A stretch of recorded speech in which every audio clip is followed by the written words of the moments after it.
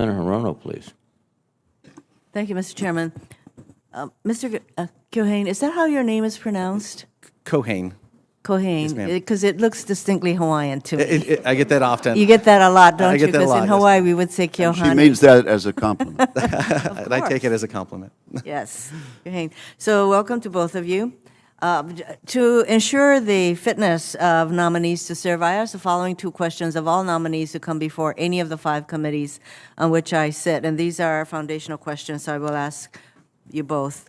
Since you became a legal adult, have you ever made unwanted requests for sexual favors or committed any verbal or physical harassment or assault of a sexual nature? No, No, Senator. no, Senator. Have you ever faced discipline or entered into a settlement related to this kind of conduct? No. No. No. Mr. Guertin, as you noted in your responses, the Navy's infrastructure has suffered from chronic underinvestment, and the repercussions are crises like the one communities in Hawaii are facing regarding Red Hill, reduced naval maintenance capacity for our force, and untenable living situations for our service members and their families. So the need to repair our basic facilities is urgent. In your prospective position, you will be responsible for sustainment matters for the Navy. Mr. Guertin, what's the impact of underfunding the maintenance of the Navy's infrastructure on the sustainable costs and times? Senator, Sustainment costs and times. thank you, Senator. So if we don't take care of how we make our systems to fix our systems, then they're less able to do that work effectively.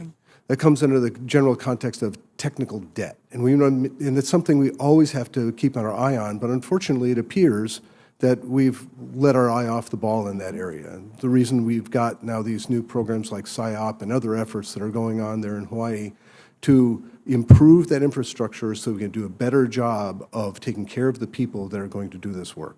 So these are entrenched problems, and one would hope that there would be some funding to address these, or to fix rather these, the crumbling infrastructure that's, I would say, very persistent in all of our services. So what would you, are you advocating for, should you get the position, would you advocate for more money for the infrastructure needs of our services, or particularly the Navy?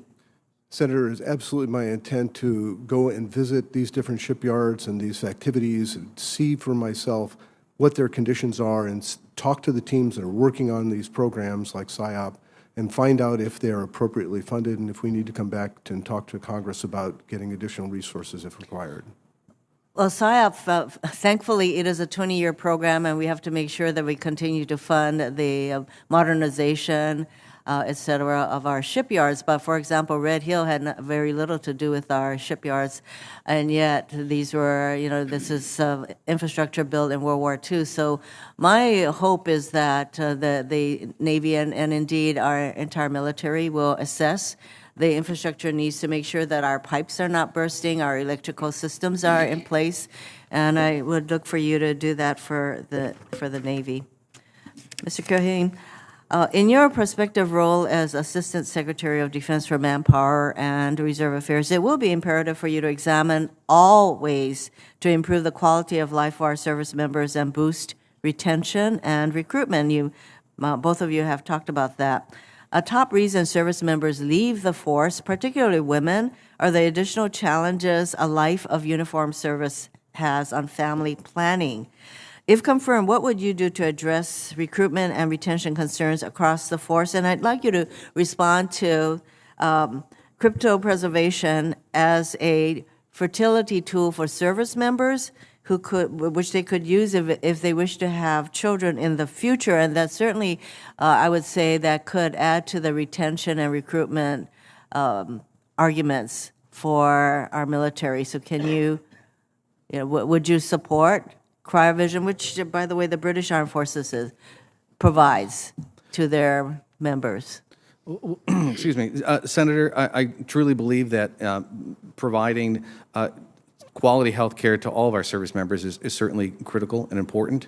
I believe that we need to have everything on the table and look at every option. I would certainly be happy to look at that and learn certainly a lot more about it, but I do believe that that does and will impact our recruiting ability with women.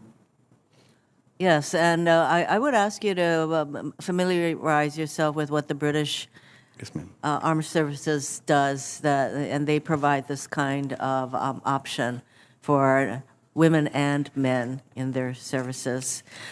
I will submit some other questions for the record, Mr. Chairman. Thank you very much. Thank you.